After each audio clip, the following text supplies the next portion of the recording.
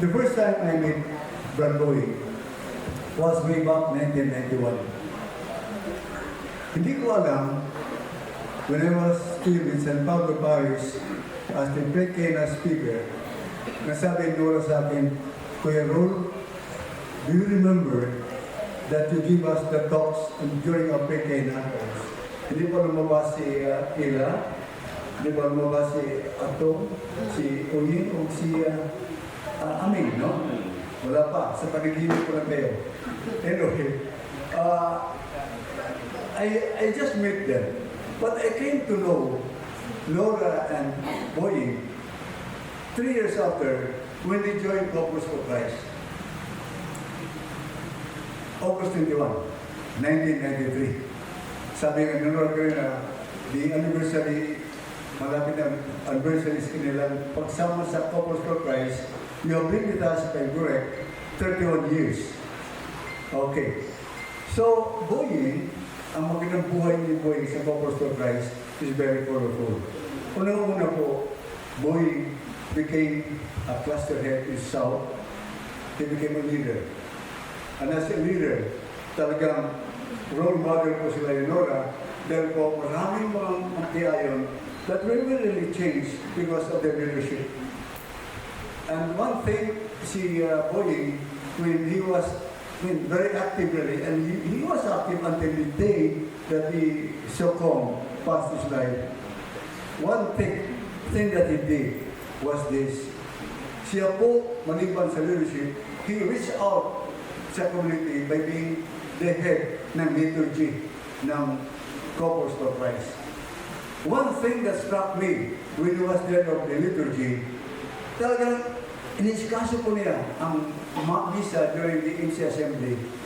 And what he did, going beyond that, siya po tried to solicit for the yung masjid, siya nag-solicit, misa para sa misa, table for the mass, lahat po, he did it that way.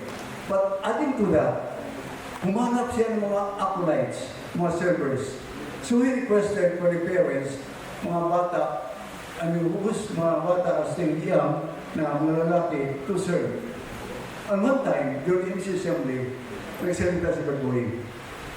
When he was talking, sabi niya, ako'y masaya because there are parents who have given their children to serve, to do mass serving, naging acolyte. When he was talking about it, umiyak siya sa harap namin. At sabi ko, at the end, sabi ko, Brad, bakit ka umiyak? Ang sabi niya sa akin, Brad, masaya na po because I know these acolytes, these servers, baka isa sa kanila maging pari. You know, Boying has the prophetic words talaga na out of that recruits between us for the server, nakikita pa rin niya ang magandang kinabukasan sa bata. Then another thing during assembly sa Corpus for Christ, si Boying po is fan of embracing. Hinahag niya, power hug baga. And the idea of closeness, the affection that he gives, talagang very powerful. Napakaano ni Boying. Accessible masyado. Nami-miss namin yung presence niya na talaga every time he's out. Hinanap namin yung the way he deals with us and so forth because he was so caring and so loving. Then the liturgies, siya po rin naging catechist. I hope Nora will know that. One time, Boying presented to me, sabi na, Brad, maraming mga bata sa public schools who are neglected. Nag-volunteer po si Boying to do catechism job for these students. Sabi ko, hindi pa siya, Brad, may oras ka pa. You know, he retired from the corporate world. Talaga, he made use of his time. Talagang hindi ko maalaman paano nag-budget ng time because aside from being catechist, he was volunteering to serve the prisoners sa prison ministry. One time, sabi niya sa akin, Lord, patatas pisohan, kusuro ka. Ay, kamusin sa piso, ikaw dito. But what he did was this, we have to catechize. We have to evangelize the prisoners. That's one thing that Boying did really to make the prisoners happy with his presence. Another thing that he did was this, he was a Catholic defender. I think Ryan is here. Yeah. Or Catholic defender. Correct. Talagang siya po ay loaded with so many teachings na sabihin ko sa inyo, puno-puno siya to really defend issues from Protestant Church for going to answer as Catholic defender. Punong-puno po siya. So much so that when I was involved sa DSGN as anchor sa Christian Pamilya, I usually call up Boying to be the guest. Ang galing ni Boying. Talagang he give life to the radio program. Kasing kasi sa pamilya at the time. So I said, Boying, will give me an announcement. Lakas na boses si Boying. Malalim, talagang masculine voice.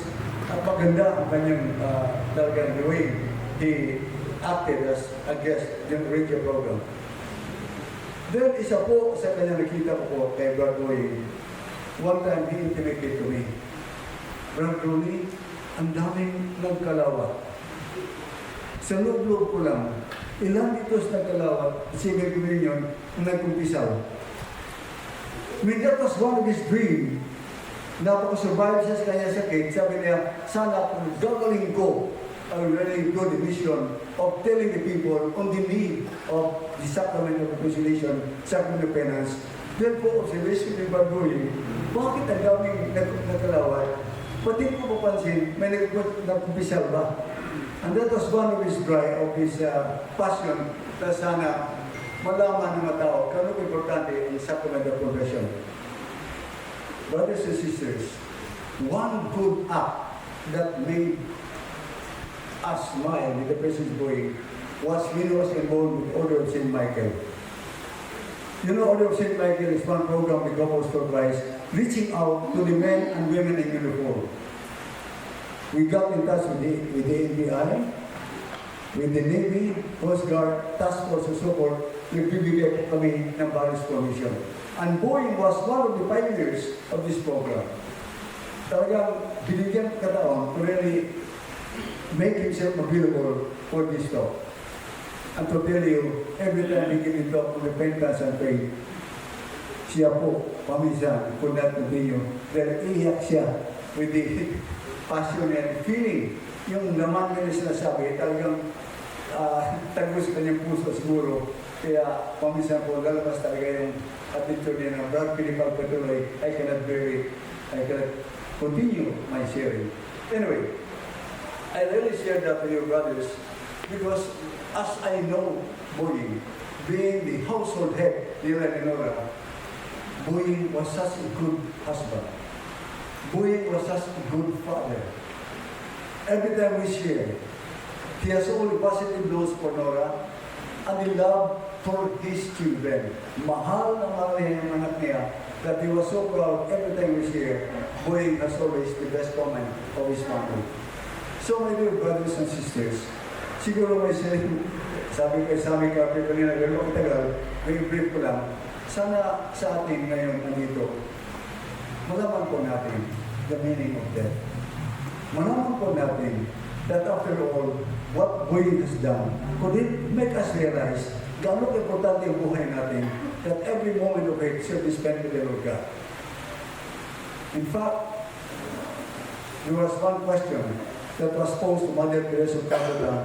She remains Mother Teresa of Calcutta, Mother, when I die, what will the Lord ask me?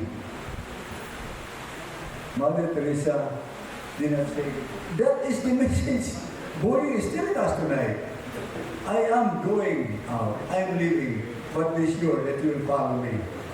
So to Boying, I will say to you, but Boying, not goodbye, but Boying, see you later.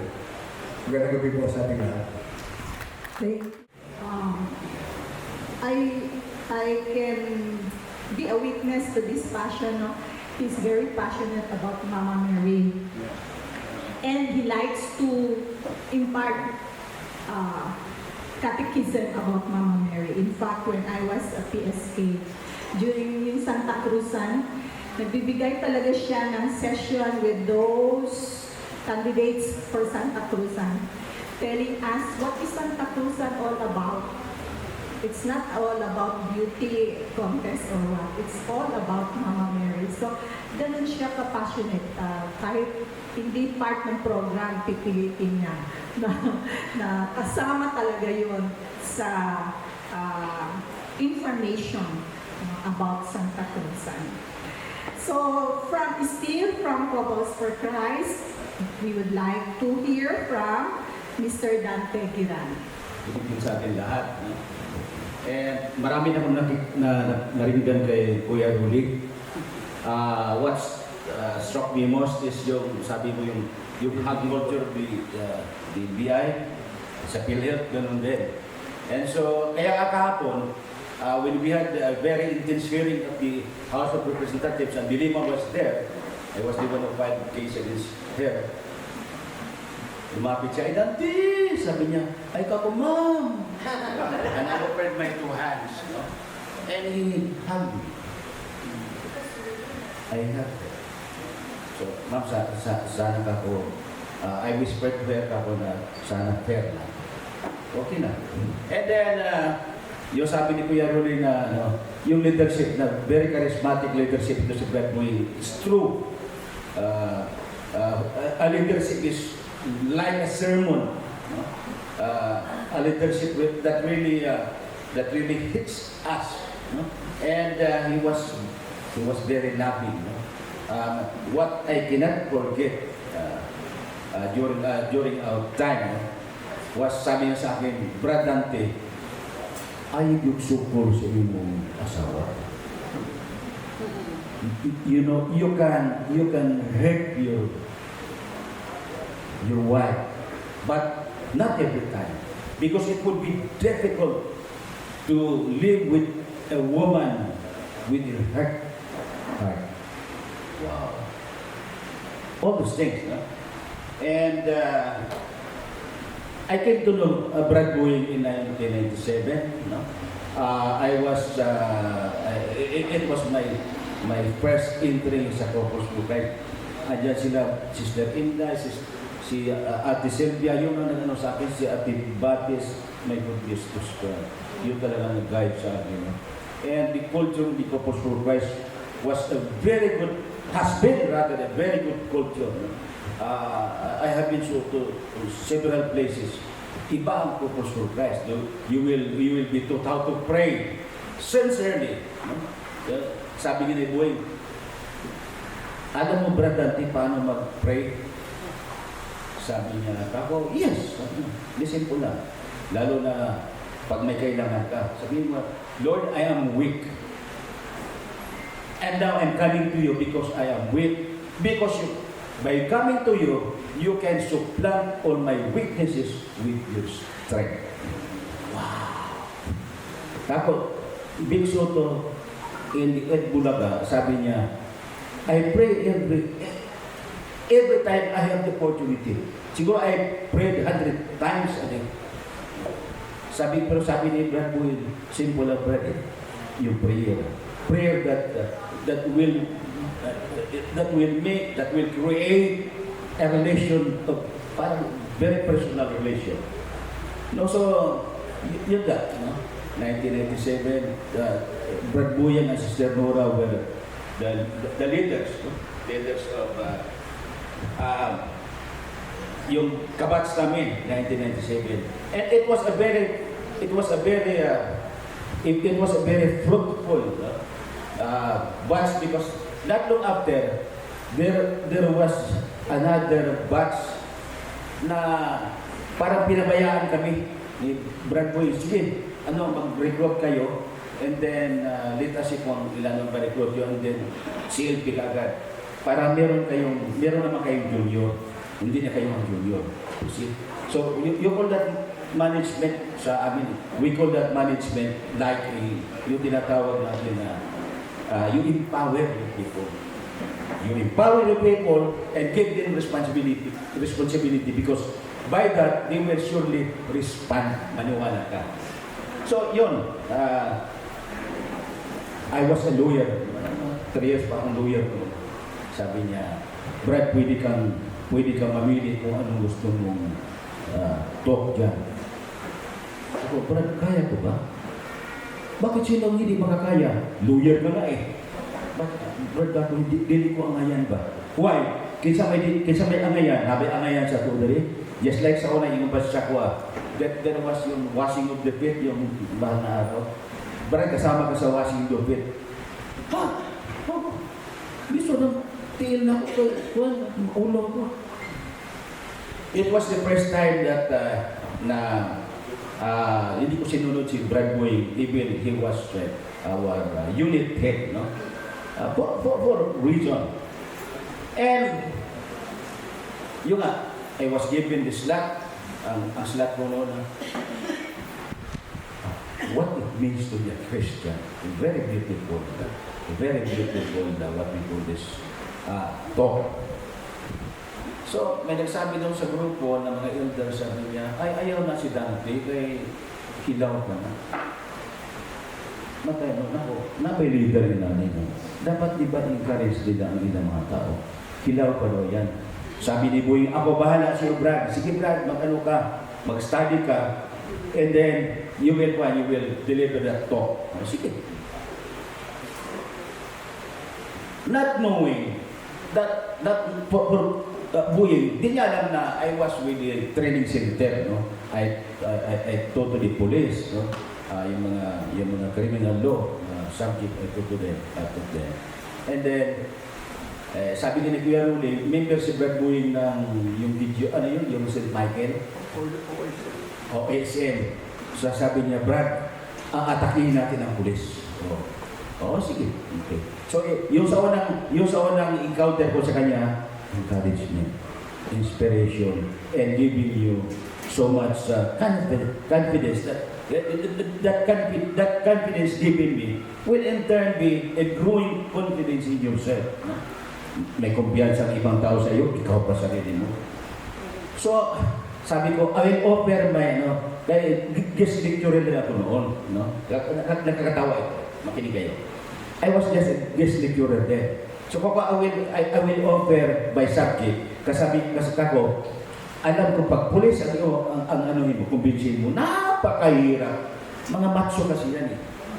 Hindi may mga brother Muslims pa. Kako, good. Tinignan ko yung mga grado sa akin, maraming bagsak. Ako ito. Hoy, dito. Meron ko na sa program para sa sa kanila, balik loob. So, kailangan kayo lahat mag-participate. Kasi it will be an added grade to yourself if you participate. So, may Muslim. Sabi niya ako, Sir Brad, participate ako. Kahit Muslim ako, very good. So, sa madaling sabi, di ba, Sister Nora, pumunta tayo sa training center gabi. 3 gabi pumunta tayo ng UC. Very taxing na trabaho. But we were there. You are fishing for men. Diba? Pag punta ka sa laot, you will be fishing for men. So doon, hanggang sa kako, salamat. Tapos, madaling sabi, natapos ang seminar. Tapos, sige, tulungan tayo. I am the nomad sa NBI kasi I was just a budding NBI agent. Pero pag pumunta kayo doon, tulungan kayo. Sabi niya, brother, ako kukuha akong clearance. Sige, pumunta ang Muslim. Maupo ka dyan. Ay, kako. Sikasuhin ito. Bigyan mo ng coffee, and then i-process ang clearance with him sitting down. Because he's a policeman, they'll be doing duty later. So, unahin natin. Natapos, nabigay yung clearance. Sabi niya, ang ganda pala dito, Brad. Ang ganda pala pagkupos for rice. Kasi marami ka ng products. Libre pa ang clearance. At saka mayroon pang kape. Salamat ng marami, Brad. Ako, isang araw, tutulong din ako sa iyo. Pag pumunta ka na, gusto ko mag-kupos for price din. Pero ikaw, Brad, pag pumunta ka ng Marawi, tutulungan na kita na maging balik Islam. Yan ang wak. Yun ang wak. And then, I was an investigative agent. May namatay dito sa atin. Dito sa may bangkir o dyan, sa may pangasapa-sapa dyan. Kung napatay, Kaloy ang pangalan. Pinatay ng kapwa niya, Pinatay ng kapwa niya karpintero. Pero walang nakitang intent to kill, walang third party, walang awayan. Basta pinatay lang, siguro yung lasing.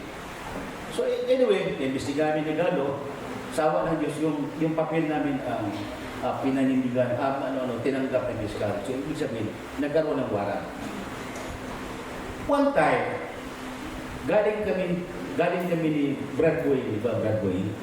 Meron na motor dati na kulay. May motor na kulay yan. At saka he was with yung boots niya, cowboy boots.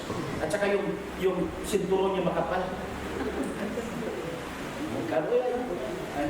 Big na kalo yan. Big yan. We were going down to the cathedral. And then may nagbabag sa amok because yung nakilala ko, sabi ba, na-idea, isa'y nakapatay. Hindi patay diyan, ganun ba? Ako, Brad Boy, balik mo tayo kay Galo, hingin tayo tulong. Hindi na, sabi niya, hindi na. Siya, may baril ka dyan? Ako meron. Sige. Kinalimutan namin ng dalawa. Kasi dyan ang style ng NBI. Sumurrender ka na. Pinalimutan ka ng isa. Ito, dalawa kami. Nilapitan niya, gilabli niya dali. Tapos, kitalian niya ko ng, yan, sinturon. Kitalian niya.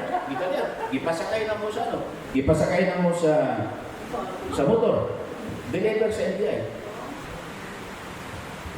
Things like that. Ito, patapang dito. Sabi na, butang hero, hindi naman siguro, butang hero yan dati yan, matapang yan. Hindi ko pa alam na asking pala yan. Then, ano yung mga, marami kong nililista na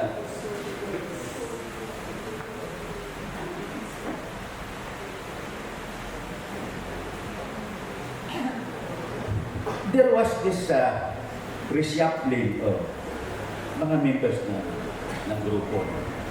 Our head, tanda mo sa Slora si Tatay Rodel from Toriel. Ayaw natin eh. Kasi masyadong demanding to. Mary Cindy patay na ito. He was very demanding.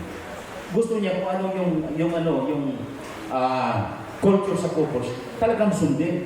No halfway. Like yung sabi nga ni Kuya Rolly kanina, yung hanging culture. Sabi ni Brad Rood, dili man tanan na open, dili man tanan na pamilya na open sa hacking because may mga asawang lalaki o asawang babae na sinuso. So parang we resented the kind of what we call this, the kind of culture that he was teaching us. And there was a time na we threatened na we will vote out the Couples for Christ group. Ayaw na namin sumama. Pero sabi niya, ayaw. So, saan ang mga tao? I'll talk to him, one-on-one. Sige. I don't know what happened to me one-on-one. Pag-abot niya, lupay-pay siya. Kaon-kaon na tanito ila Sister Lucy. Abot na ba Sister Lucy? Kaon-kaon tanito.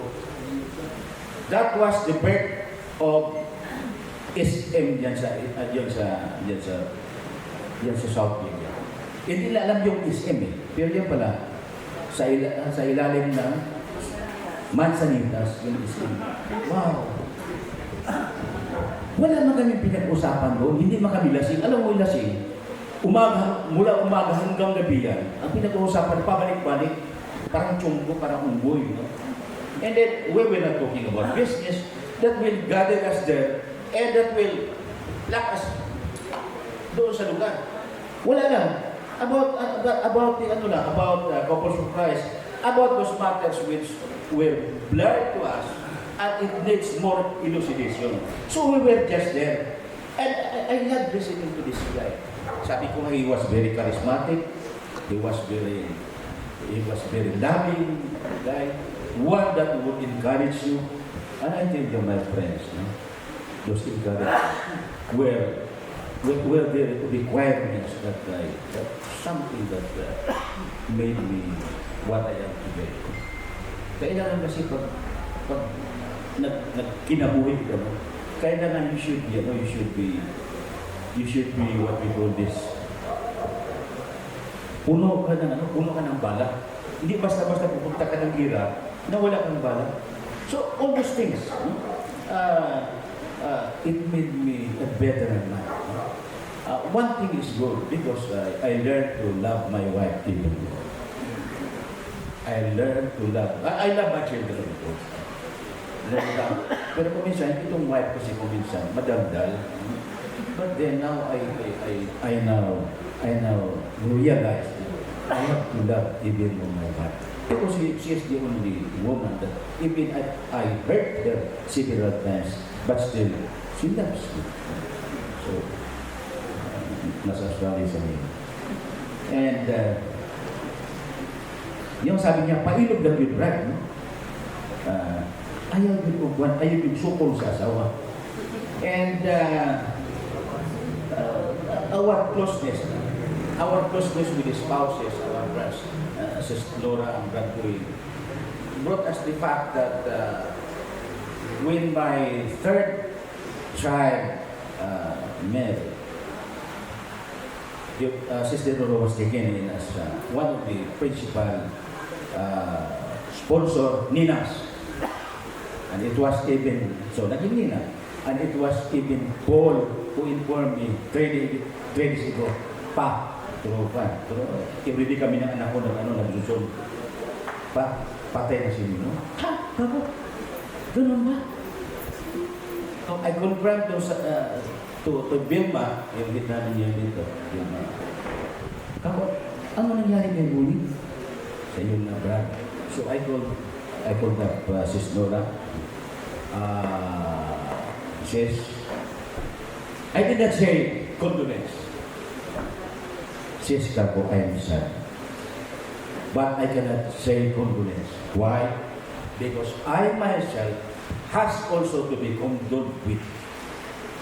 Sorry, I cannot say condolence. I can say also happy birthday, but I won't. Just a blessed birthday to today. Sabi ni Paul, Apostle Paul, sabi niya, I have fought and will fight. I finished the race. I have kept the faith. Strong words. Brother Boy, sabi ni Kuya Rolly kanina, he cannot say goodbye or even farewell. See you later. See you later. In heaven. Till the end, with grace and dignity, you have left a legacy, Brother Boy. I tell you, you are listening. I know. Legacy of faith and love. That will continue to inspire the rest of us. But, hayaan mo yung the rest.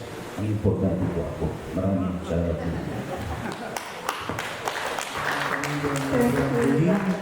Kung ninong kay Ninang Nora, sayahang mga anak, sayahang mga kaparintihan, o sa tanan ng mga nagpangga sa ato ang ninong, mga kauban ng sa opisina na aspilit, na napod ang iyahang mga nagpangga ng mga kaitsuna na mayong gabi ka natong tanan.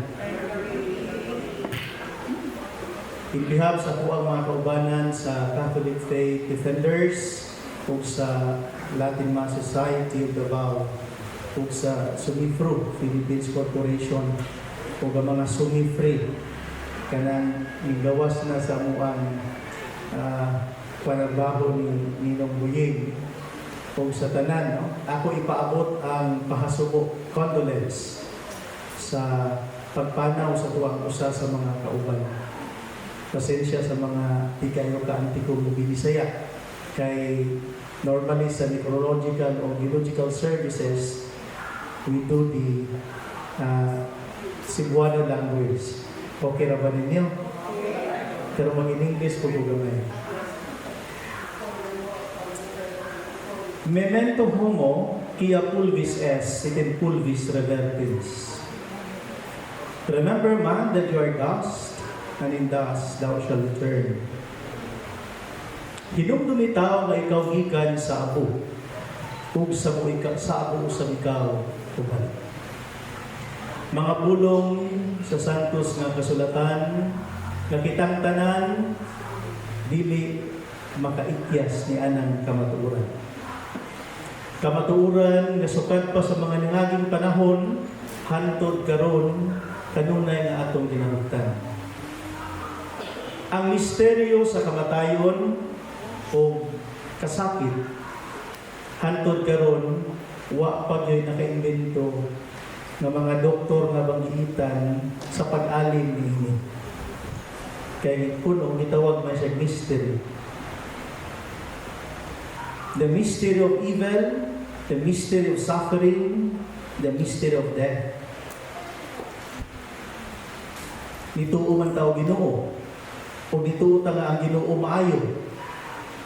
Nganong sayang ka maayo, nga nagitugtan man niya nga mahanaw ang ato ang pinangga sa kinabuhi.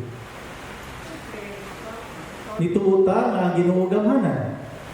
Ngano man nga ang gamhanang Dios luyo sa atong pag-ampo o pangaliyupo, gihikaw man niya ang atong mga pag-ampo nga magpabili ng atong isuro.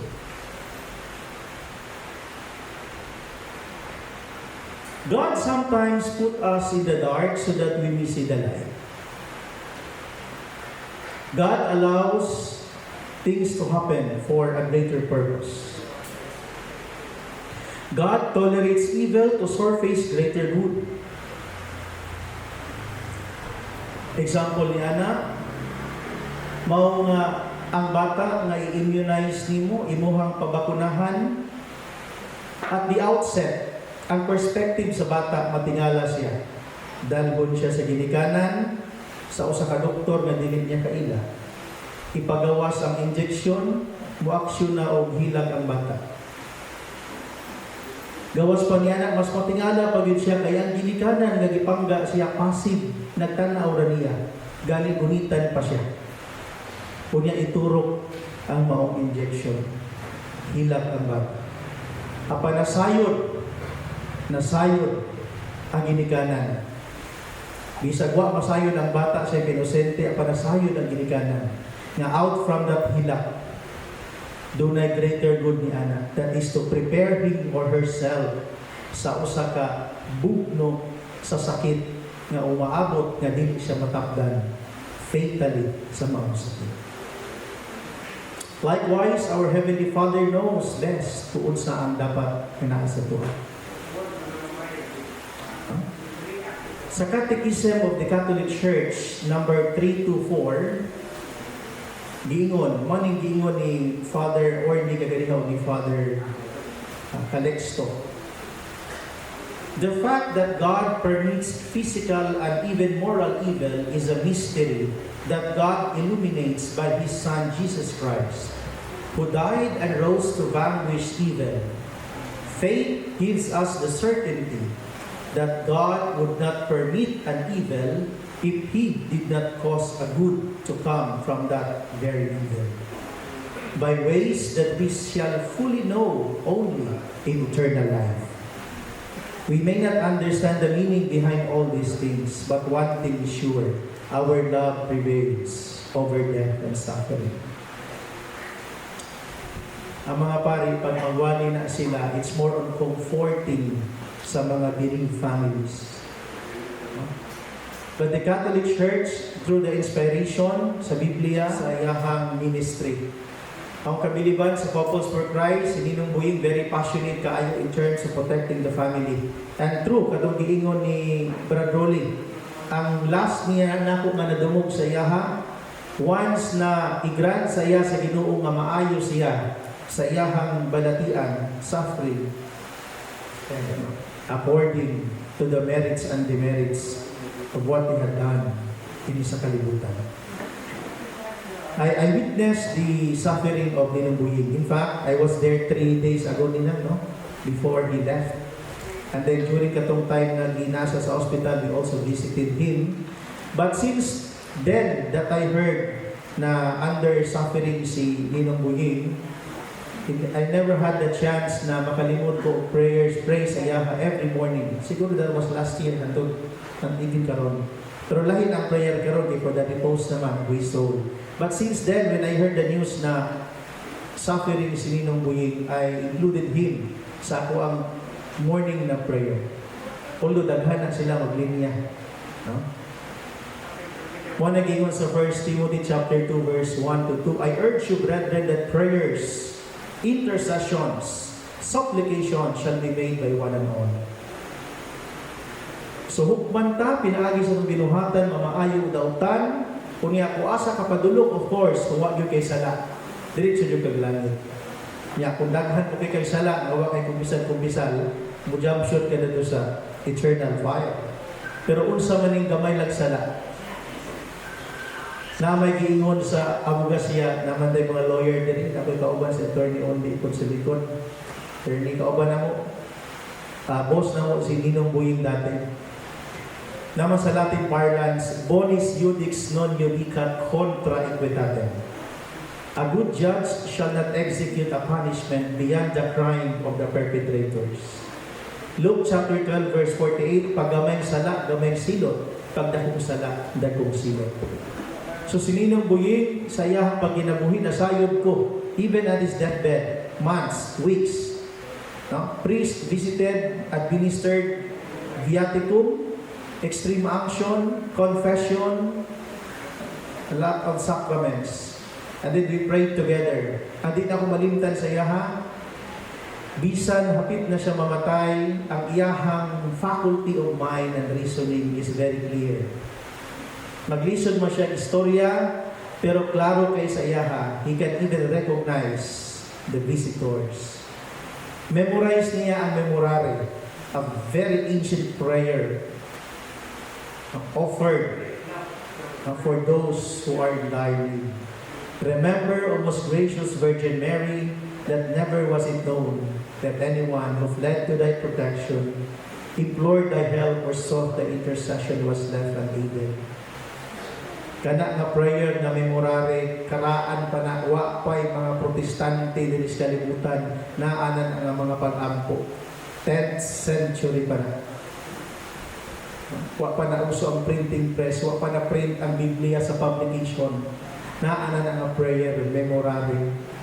Niya, ang nag-compose anak, si St. Bernard of Clairvaux, ang nag-add sa word na Jesus sa Hail Mary na prayer na to. Kaya originally sa Biblia, sa Luke Gospel, wala man yung word na Jesus, ang Hail, full of grace, the Lord is with you. Ikat man na, blessed is the fruit of your womb, kunya niambak si St. John. Ang word na Jesus was added by St. Bernard. And he even composed the Salve Regina. No graces shall be disseminated without passing through the hands of the Blessed Mother. Si Ninong Buying, mama's boy. No? Even sa iyang deathbed, memorize niyang memorable. And then the last word na iyang gi-utter, according to Ninang Nora, Kyrie eleison, Lord have mercy. Lord have mercy, the language of the early martyrs of the church who was postified. Mga Katoliko, Kristiyano sa unang panahon, meaning mga apo sa mga apostoles, 1st, 2nd century, wa pa may Davao Light and Power Corporation sa una, mo'y ginahimo nga poste, panahon sa Roman Empire. Sabayon silang sunog tanan, to be a Christian is punishable by death. And then kabalo mo unsa ang ilahang kinakanta, the moment nga patyo na sila, Kyrie eleison, Lord have mercy. Unya, si Emperor Nero, musulod na sa dalunggan ang Kyrie eleison, madumog niya, mura siya dagong natusukon ng iyang eardrum. Hantod na nag-decide siya na patyo na yan kaugalingon. Very powerful, Kyrie eleison. And then, memorare. So death, ang iyang death, mo ito ni Sir Rolly ganiha, the meaning of death, departure. Pamugan ang death, muhalin. Then emptiness. ato ang mabilin niyang memory sa tuwa. But deep within na ang acceptance. A. Then ang T na ang pagpasalamat, thanksgiving kay the gift of friends. Ninong Buying, every walks of life. From prisoners to youth. Mga batanon na gidasig ni Ninong Buying na mag-alagad sa simbahan. And then, after that, ang letter H. Langit, heaven. According sa Revelations 21 verse 4, and God shall wipe away all the tears from their eyes, and there shall be no more death, neither sorrow nor crying, neither shall there be any more pain, for the former things are passed away. Ninong Buying, iampo mi sa samang paagi nga iampo kanamo. Requiem aeternam duna ie Domini, et lux perpetua luciet in requiescat in pace. Amen. Thank you, Jesus. Thank you.